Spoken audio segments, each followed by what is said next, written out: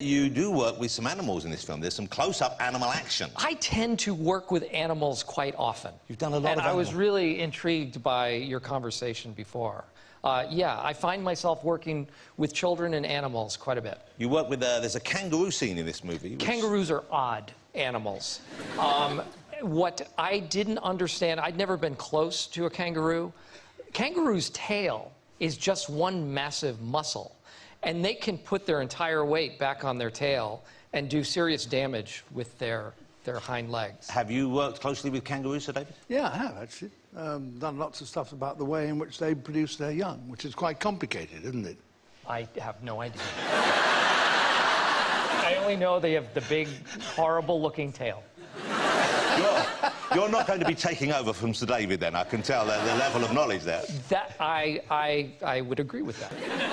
But I guess they have a lot of people making sure that things don't go awry when you have the bigger beasts on set with you. They are animal wranglers. OK, well, which animals have you worked with where you thought things might go in the wrong direction? I worked on a movie called Evan Almighty where I was doing a scene with a baboon, and they'd given me no instruction at all. And so I sat next to the baboon, and in the scene I was supposed to take a drink, put the drink down, and the baboon was trained to pick up the drink and take a drink as well. We were sharing the drink. And I decided that I'd improvise with the baboon. And I looked at the baboon after he drank a few times, and I said, "Hey, man, don't take all of it." And the baboon went, "Yeah!"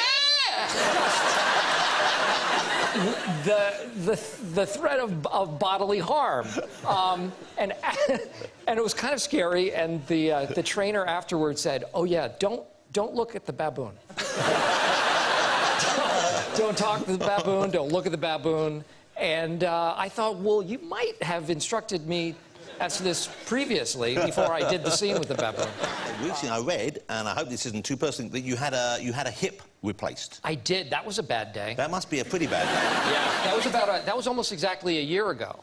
I had a hip replacement, a full hip replacement, and I held off as long as I could until the doctor said, hold off until you start to limp, and then have a hip replacement. So I went in. My wife brought me in, and Yolanda shaved my pubic hair. I'll just say it. Yeah. And, which I didn't know. I didn't know Yolanda was going to be doing that. And she just decided, again, like the baboon, no one tells me anything. So the pubic hair is shaved, and then the doctor came in and said, "So let's talk about your hip. What do you want it made out of?" And I thought, this has been months leading up to this, and I'm about 20 minutes from having this permanent piece of body installed, and, well, you could go, it's like I'm picking out a car. Yeah. You could go with the titanium, or you could go, now, I'd recommend the ceramic, because it's very, very durable. You might be able, it might last forever. However, it might squeak.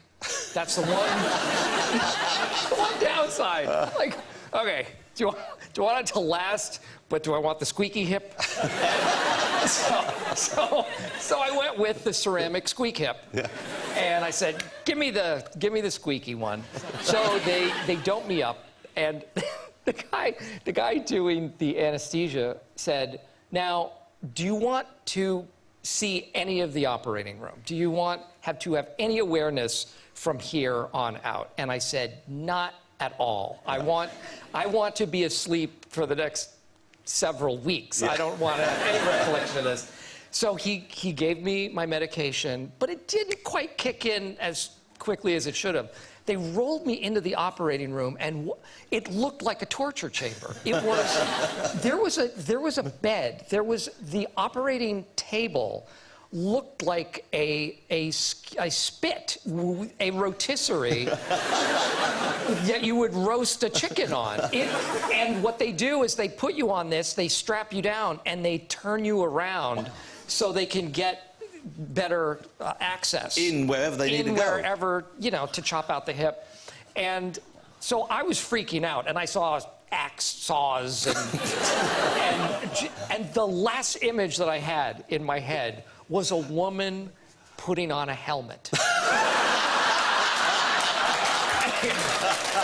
And I'm not even kidding. It was a helmet with a huge, like a visor and a light. And I just saw these eyes, and then I went out in abject terror. Oh, no. And then I had my knee. But it was all good. It's fine. David, you had a knee replaced a while back, didn't you? 2.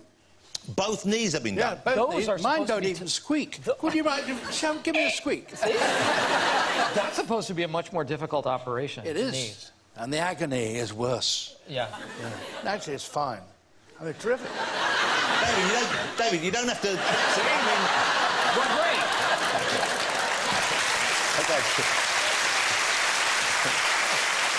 It's a miracle. Can I just say, that was the least sexy can I've ever seen in my entire life. We're taking that on the road. Okay.